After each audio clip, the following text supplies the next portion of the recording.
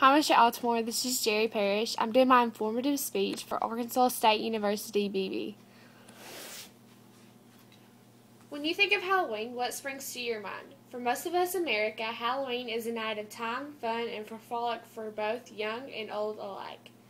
People of all ages come out and dress in unique costumes or whoever or whatever they desire one night of the year. A chance to step out of ourselves, a moment to forget about the everyday and stresses that wait along the morning after. It's a time for smiles, treat, often time for treats or pranks, and all in the spirit of God-natured fun. This should be participated in being avoided at all costs, or a terrifying night when a night of death comes back to haunt us. A dark time for horrifying deeds that leads to no good. But what do we truly know about the ancient traditions that sparked our modern Halloween celebrations? Straddling the line between fall and winter, plenty of life and death, Halloween is a time of celebration and substitution. It's thought to and tornadoed with ancient Celtic festivals of Samhain, which people would light bonfires and wear costumes to ward off the Roman ghost. In the 1800s, Pope Gregory III designated November the 1st as a time of honor of All Saints and Martins. The holiday, All Saints Day, incorporates some of the traditions of Solemn. The evening before we know was All Halloween's Eve, and later became Halloween. Over time, Halloween evolved as spectacular characterized by friendly activities such as trick-or-treating, or a number of countries around the world, as the days grow shorter and the nights get colder. People continue to usher in the winter seasons for the gathering, costumes, and treats. For others among us, how may be considered an evil, outlandish ritual that Halloween we know today is usually Christian creation.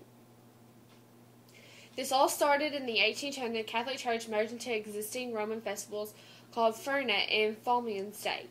Within Solomon, in a successful attempt to replace all three, Falmian's Day was a harvest festival in the honor of Roman gods of the fruits and the trees. This may explain the tradition of bobbing for apples, when people stick their head in the buckets to go for the apples. Farmer was a day for mourning and remembering the dead. Christians began celebrating All Saints' Days on November the 1st, with observations beginning at sunset the night before. Among other things, people dressed in costumes as Christian saints to scare away evil spirits, and then went door to door begging for food, which sounds familiar because it's trick-or-treating. Later on the Souls' Day, a holiday consummating the dead who were not saints, was added to the mixture on November the 2nd. Celebrants took out going from their house to house asking for little sow cakes, such known as today as candy, in exchange for praying of the souls of the household's dead. By the 1500s AD, All Saints and All Souls' Days were involved in Halloween. The time was October the 30th to November the 2nd, with the most of celebrations occurring the night before Hallows Day, All Hallows Day Eve. It was long before all the Halloween Eve evolved into Halloween. Now fast forward to today. The celebrations many of us participate in. Halloween is also known for adults' parties such as bloody decorations and other creepy toys trying to scare their guests.